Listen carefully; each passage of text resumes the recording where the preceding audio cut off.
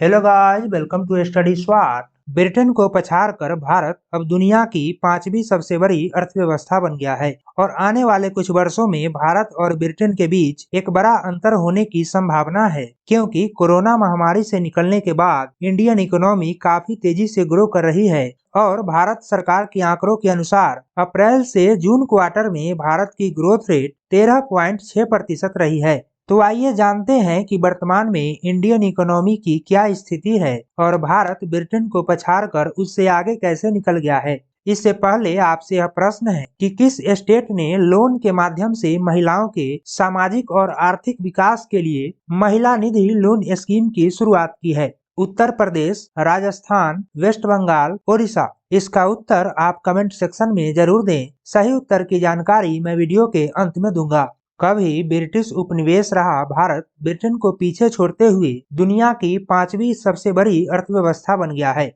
वर्तमान में अमेरिका दुनिया की सबसे बड़ी अर्थव्यवस्था है, जबकि दूसरे नंबर पर चीन, फिर जापान और जर्मनी का नंबर है। एक दशक पहले भारत 11वें नंबर पर था और ब्रिटेन 5वें पायदान पर। इससे पहले 2019 में भी भारत ने ब्रिटेन को पीछे छोड़ दिया था, लेकिन कोरोना के समय ब्रिटेन फिर से 5वें नंबर पर आ गया।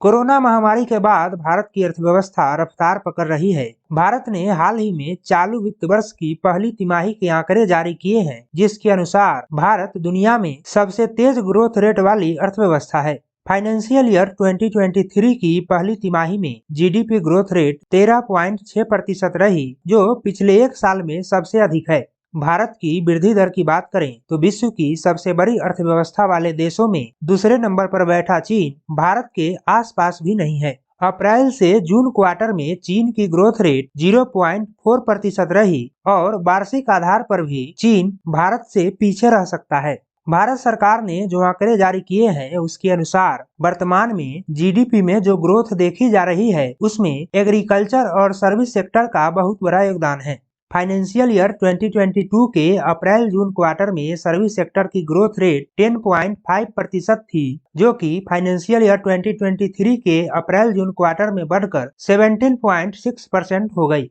इसी तरह एग्रीकल्चर सेक्टर में फाइनेंशियल ईयर 2022 के अप्रैल जून क्वार्टर में 2.2% की ग्रोथ रेट थी, जो फाइनेंशियल ईयर 2023 में बढ़कर 4.5% हो गई। मैन्युफैक्चरिंग सेक्टर और कंस्ट्रक्शन में फाइनेंशियल ईयर 2022 की तुलना में फाइनेंशियल ईयर 2023 में भारी गिरावट आई है, जो कि इकोनॉमी के लिए अच्छा संकेत नहीं है। फिर भी इस फाइनेंशियल ईयर में भारत की ग्रोथ रेट 6 से 7% के बीच रहने की संभावना है। भारत की अर्थव्यवस्था मार्च तिमाही में 854.7 अरब डॉलर रही, जबकि ब्रिटेन की अर्थव्यवस्था इस दौरान 816 अरब डॉलर रही। भारत अर्थव्यवस्था के मामले में ब्रिटेन से आगे निकल गया है, लेकिन इसकी सच्चाई काफी अलग है। सबसे बड़ा फैक्टर जनसंख्या का अंतर है। 2022 तक भारत की आबादी 1.4 बिलियन है, जबकि ब्रिटेन की आबादी 68.5 मिलियन है। यानी कि भारत की जनसंख्या ब्रिटेन के मुकाबले 20 गुनी है।